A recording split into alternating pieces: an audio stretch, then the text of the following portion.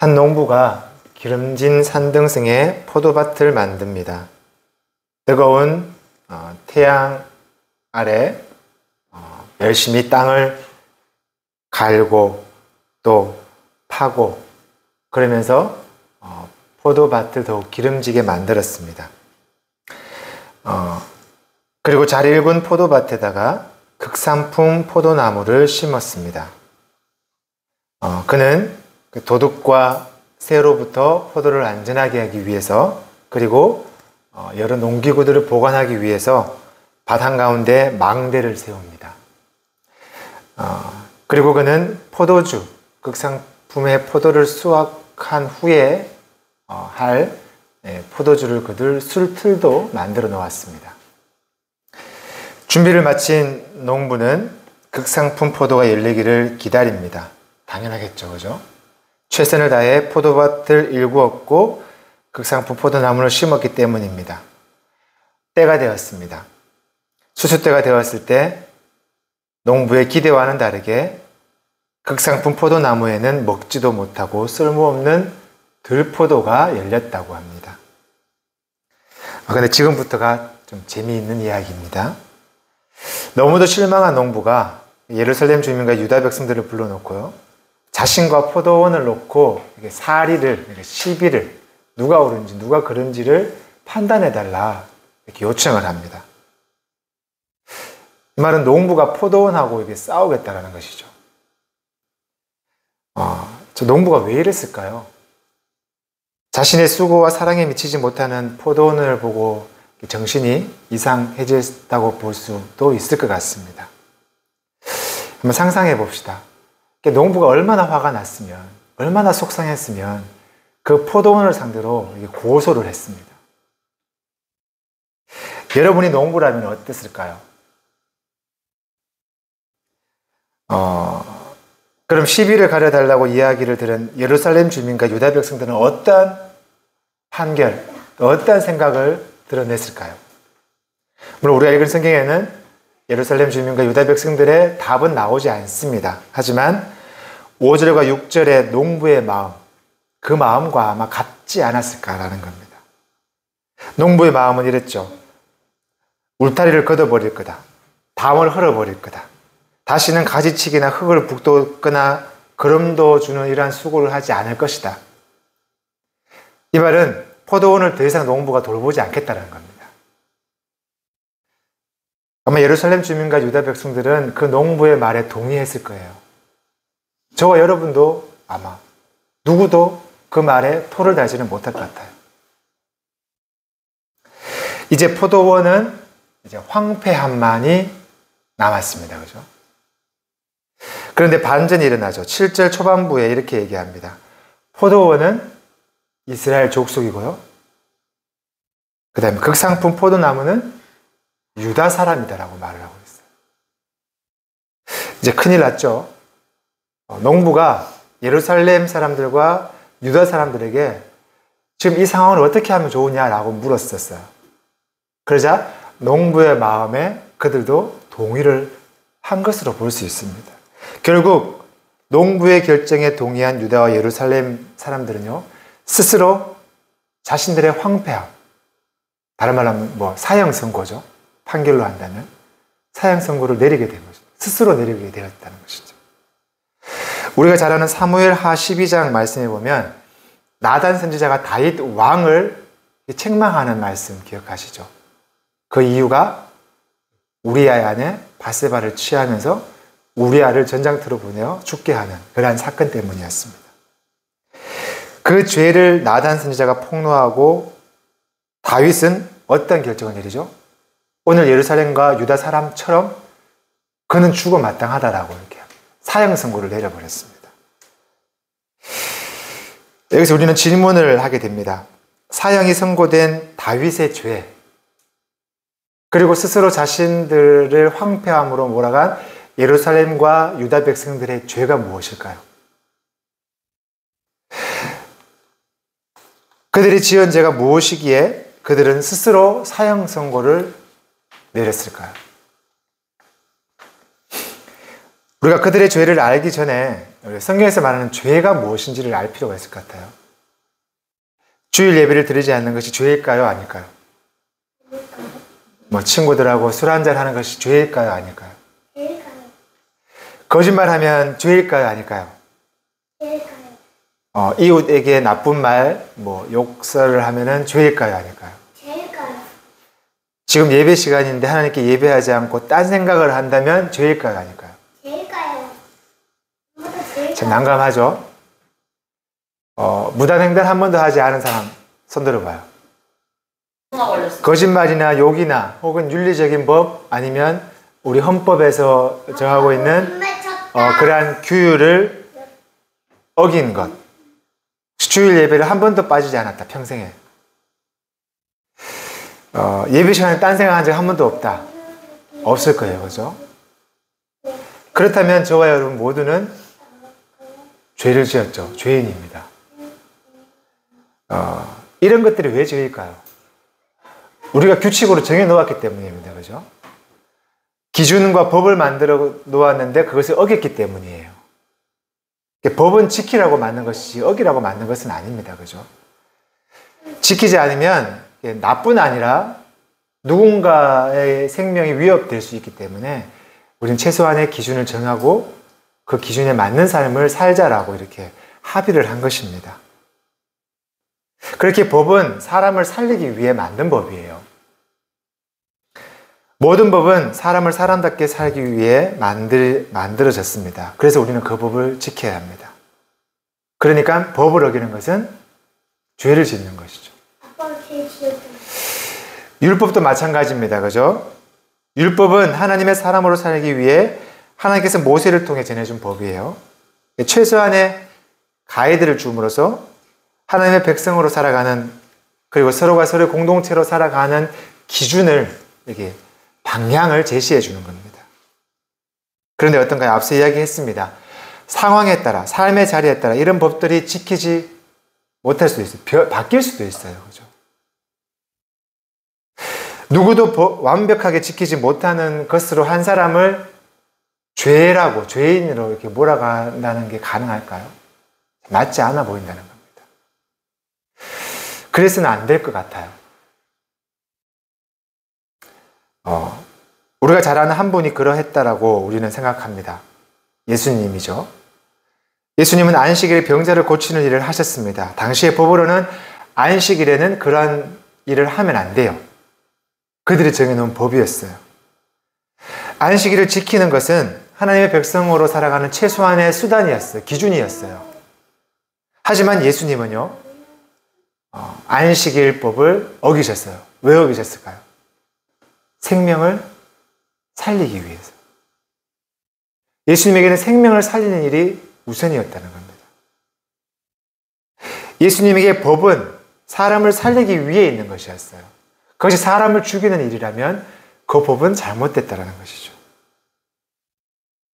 가늠한 여인을 향한 무리들의 행동 아시죠?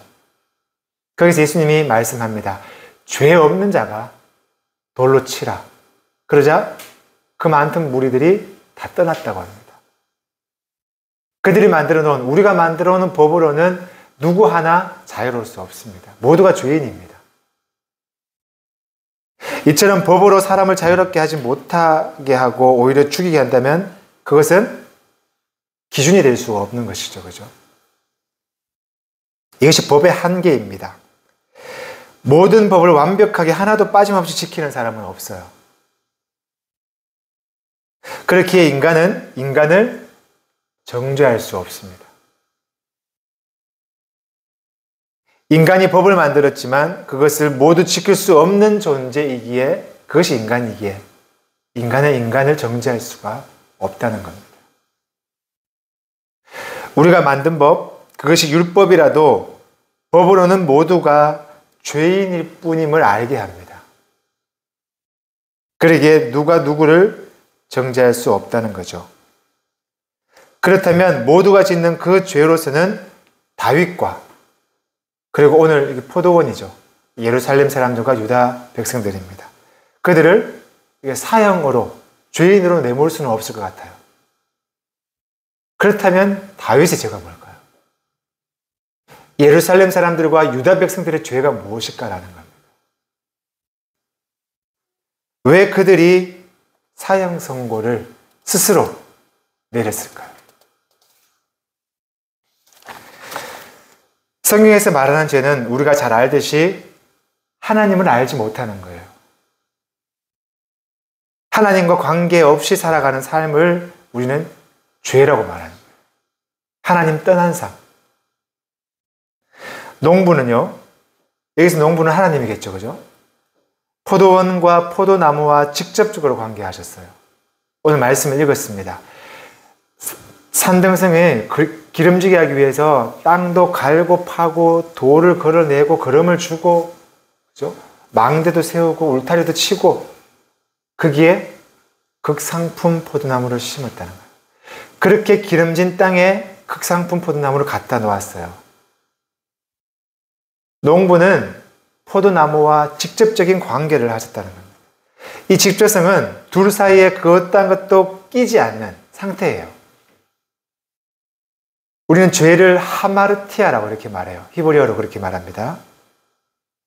화를 떠난 화살이 관역을 향하지 않는 상태. 뭐죠? 서로가 관계하지 않는 상태예요. 서로가 둘의 관계가 깨어진 상태가 죄라는 겁니다. 농부는 포도원에 수고와 사랑을 아끼지 않았어요. 그렇다면 포도나무는요, 농부의 사랑에 걸맞은 열매와 수고에 합당한 열매를 맺어야겠죠. 그것이 당연한 겁니다. 하지만 포도나무는 먹지도 못하고 쓸모없는 들포도를 맺었다고 합니다. 이 말은 곧 포도나무는요, 잘 가꿔진 포도원과 상관없이, 그리고 수고하고 사랑을 아끼지 않은 농부와는 상관없이 자기 멋대로 살았다는 거예요. 그저 자기의 삶을 자기가 주인 되어 살았다는 겁니다. 다윗은요, 힘없고 약한 자들의 자리를 알아주지 않고 그저 자기가 하고 싶은 대로 갖고 싶은 것을 갖는 것으로 자신의 삶을 살아내었다는 겁니다. 자기 중심적 삶을 산 것입니다. 곧 하나님을 알지 못하고 하나님과 상관없이 살아가는 사람, 바로 자기가 세상의 중심이 되어 살아가는 자를 성경은 죄 혹은 죄인이라고 말한다는 거예요. 자기가 세상의 중심으로, 자기 중심으로 모든 것이 움직인다고 생각하는 사람입니다. 왜 자기를 사랑하고 자기를 중심적인 삶이 죄일까요? 성경에서도 자기를 사랑하라고 해요, 그죠? 그런데 자기를 너무도 사랑하는 것은 죄라고 말합니다. 왜 죄일까요? 자주 말씀드렸습니다. 인간은 혼자 살아갈 수 있는 존재가 아닙니다. 여기 있는 이 핸드폰 누구 걸까요? 아빠 거. 그죠, 제 겁니다. 제가 돈을 주고 샀습니다. 하지만 한번 생각해 봅시다. 그 돈은 어디에서 왔을까요? 물론 제 노동입니다. 하지만 제 노동이 있어야 할 곳은 제가 만든 공간은 아니에요. 우리가 조금만 생각해 보면 지금 내가 이곳에 살고 있는 이유가 내가 나의 노력으로 나의 삶을 만들어서 이곳에 있는 것이 아니다라는 것을 알게 된다는 거죠. 이 핸드폰이 여기 있는 것은요, 이것이 제가 돈을 주고 살 수 있는 것은요, 이 핸드폰을 디자인한 사람들과 설계한 사람들, 그리고 부품을 만든 사람들, 조립한 사람들, 그리고 판매한 사람들, 그리고 서비스하는 사람들, 많은 사람들의 수고와 노력이 있었기에 지금 제가 이 핸드폰을 내 것으로 사용하고 있다는 겁니다. 아침 드시고 오셨죠? 아침이 어떻게 우리의 몸속으로 맛있게 먹어지는지 생각해 보셨습니까? 먼저는 자연의, 우리가 알 수 없는 자연의 법칙이에요. 그죠? 태양과 바람과 비와 흙의 양분으로 식물이 자라요.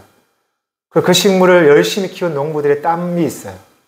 그리고 수확한 열매를 유통하는 유통의 사람들, 판매하는 사람들, 그리고 그것을 사서 맛있게 해준 우리 엄마들의 수고와 노력들. 그러한 모든 것이 있었기에 우리는 맛있는 음식을 먹을 수 있다는 거예요. 저와 여러분이 살아가는 이 세상은요, 나 혼자 만들어 가는 세상이 아니라는 겁니다.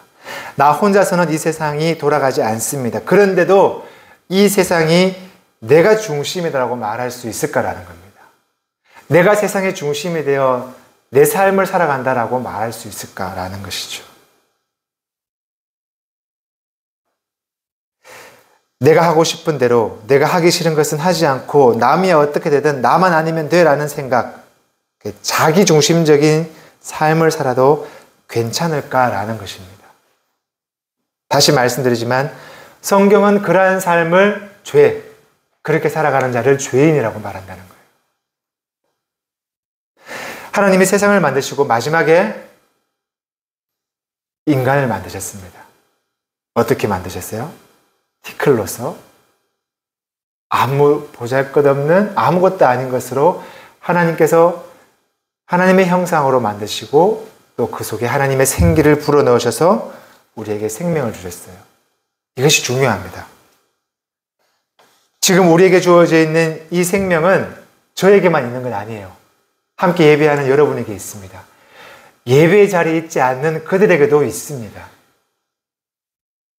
교회를 다니지 않는 그들에게도, 가난한 자들에게도, 부자에게도, 똑똑한 사람에게도, 조금 어리숙한 사람에게도, 우리 청년처럼 잘생긴 사람에게도, 조금 자유롭게 생긴 저에게도, 모두를 하나님은 하나님의 형상으로 만드셨고 하나님의 생명을 우리에게 주셨다는 거예요. 모두에게 동일하게. 그것을 인정하지 않는 것이 죄라는 거예요. 이 말은 곧 하나님이 하신 일을 인정하지 않는 것이 죄라는 겁니다. 오늘 말씀으로 본다면 포도나무가 농부의 수고와 사랑을 인정하지 않았어요. 인정했다면 극상품 포도 열매를 맺어야 됩니다. 하지만 자기 마음대로 들포도를 맺었다고 합니다. 이것이 포도나무, 그 포도원의 죄라는 겁니다. 다윗이 작은 자, 약한 자들을 취한 것은 그들을 하나님의 형상으로 하나의 존재로 인정하지 않았고 그들을 돌봐야 할 대상으로, 함께 해야 할 대상으로 보지 않았다는 거예요. 그것이 죄라는 겁니다. 그것을 인정하는 것이 바로 오늘 말씀의 제목이에요. 하나님의 정의와 공의. 그런 차원에서 정의와 공의의 반대말을 저는 죄라고 말씀드리고 싶어요. 조금 설명해 보겠습니다. 정의라는 단어 아시죠? 한자로 이렇게 기억나시죠? 발을 정자에 오를 의자. 정자를 보면 한일자가 있고 이게 머물 상자인가요? 아마 그렇게 되어 있을까요? 이렇게 머물다, 이게 한 길에 하나의 뜻에 머문다라는 뜻이에요. 의자를 보면 위에 양양자와 밑에 나아자가 이렇게 되어 있다고 합니다. 그러니까 내가 양을 하늘에 바친다. 이게 제사라는 의미라는 거죠. 하늘과 내가 하나가 된다라고 이게 국어학자가 얘기하고 있는 거예요. 곧 정의는요, 하늘의 뜻과 나의 뜻이 일치하는 올바른 가치관. 내가 하늘의 뜻을 알기를 바라고 또 하늘의 뜻이 있는 그게 머무는 상태, 그 길을 가는 상태가 정의라는 겁니다. 이런 정의의 글자 풀이에 따라서 정의가 아닌 것은 그러면 바로 하늘의 뜻, 하나님의 뜻이 아닌 내 뜻대로 내가 중심이 되어 살아가는 것이겠죠. 우리가 앞서 말했습니다. 바로 성경에서 말하는 죄라는 것이죠. 결국 죄의 반대는 하나님의 뜻을 나의 삶으로 사는 것, 바로 정의입니다. 하나님의 공의입니다. 오늘 말씀 7절을 우리 다시 한번 함께 읽어볼까요? 오늘 말씀 7절은 이렇게 말합니다. 무릇 만군의 여호와의 포도원은 이스라엘 족속이요 그가 기뻐하는 나무는 유다 사람이라. 그들에게 정의를 바라셨더니 도리어 포악이요 그들에게 공의를 바랐더니 도리어 부르짖음이었도다. 아멘. 하나님은 그들에게 정의와 공의를 바랬습니다. 하나님의 뜻을 알고 그에 합당한 열매, 합당한 삶을 살기를 바라셨어요. 하지만 그들은 정의와 공의가 아니라 오늘 말씀해 보면 포악과 백성들의 울부짖음을 남겼다고 합니다. 이후 말씀 5장 8절 이후에 보면요. 그들이 행하지 않은 정의와 공의가 무엇인지 나와요. 곧 포악과 백성들의 울부짖음이 무엇인지 쭉 설명되어 있습니다. 그들은 재물과 권력과 지혜, 그들이 가지고 있는 그것을 마치 포도 같은 극상품 포도라고 저는 착각하면 돼요. 그것이 들포도입니다. 자신들이 가지고 있는 그것을 맺으면서도 세상에서 자신들은 포도를, 극상품 포도를 맺고 있다고 착각했다라는 겁니다. 그들은 포도가 아니면서도 포도인 척하는 자로서 자신들의 배만 채우고 있다라고 성경은 말하고 있어요. 그들의 삶을 보면요, 더 큰 집을 원하고, 더 높은 지식을 원하고, 더 많은 자기의 것, 유흥을 원하면서 그것을 마치 하나님의 일을 한다라고 말하고 있다라는 거예요. 하지만 자신들을 마치 어리석은 부자처럼 모든 것이 하나님으로부터 왔고 하나님께 돌아간다는 사실을 그들은 잊어버렸어요. 그것들이 그들에게 이기까지 많은 사람들이 함께 수고했음을 잊어버렸다는 거예요. 주어진 것들로 하나님의 일과 하나님의 생명, 곧 그들과 함께 해야 된다는 그 사실을 그들은 잊어버렸다는 거예요. 결국 자신이 누군지를 잊어버린 것이죠. 이것이 죄이고 이들이 바로 죄인이라는 거예요. 다윗이 그러했고 이 유다 백성들이 그러했다라는 겁니다. 곧 그들은 하나님 없이도 자신들의 가진 것으로 자신의 힘으로 살아갈 수 있다고 착각했습니다. 지난 금요일에 2023년 새만금 잼버리가 마쳤죠. 여러분도 아마 다 보셨을 거예요. 어떻게 보셨습니까? 눈살을 찌푸리지 않을 수가 없는 그러한 모습이었습니다. 150여 개국에서 4만 3천여 명의 청소년들, 14세에서 17세예요. 그죠? 아주 어린 우리 아이들이에요. 그들이 함께 모여 캠핑을 하면서요. 캠핑 저도 좋아해요. 이것은 고난이에요. 스스로 힘든 일을 자처하는 거예요. 그럼에도 그 캠핑을 통해서 서로의 생각을 나누고 이 세상을 알아가고 배워가는 그러한 자리를 기대했고 만들었습니다. 그런데 어른들이, 자칭 어른이라고 하는 사람들이 그 모든 시간을 망쳐버렸어요. 지금 이런 상황을 보면서 지도자라고 세워진 이들, 곧 어른이라고 생각하는 이들에게서 과연 우리가 정의와 공의가 행해졌다라고 행해지고 있는가라는 질문을 하지 않을 수 없다라는 것이죠. 마가복음 12장은 악한 포도원 농부의 이야기가 나와요. 그리고 마태복음 20장에 보면 포도원 일꾼 이야기가 나옵니다. 이 말씀을 보면요, 이 말씀에서 하는 것은요, 먼저됨이나 우리가 가진 소유가 우리의 길이 아니라 하나님과의 관계, 하나님과의 경험만이 하나님의 뜻을 알고 하나님의 일을 행하는 것이 정이다. 그것이 우리가 가야 할 길이다라고 성경은 말하고 있다는 겁니다.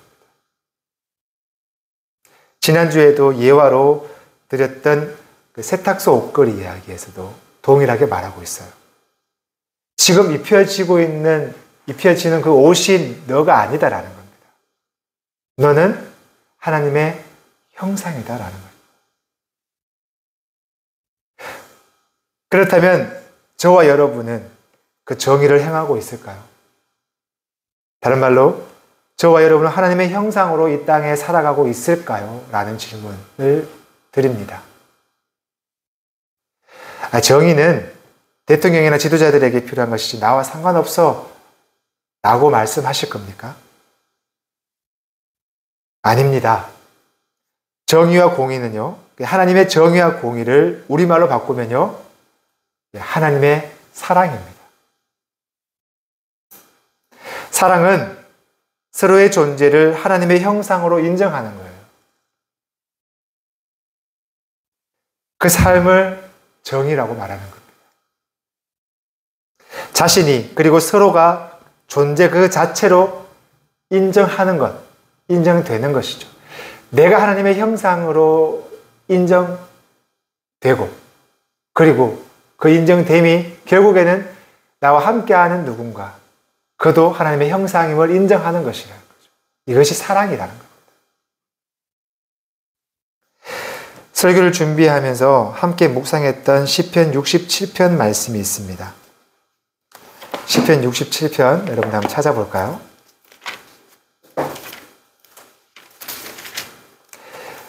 이 시편 67편의 말씀은요, 이 세상을 창조하신 하나님께서 온 세상에 복을 내리신다라는 그러한 찬양이에요.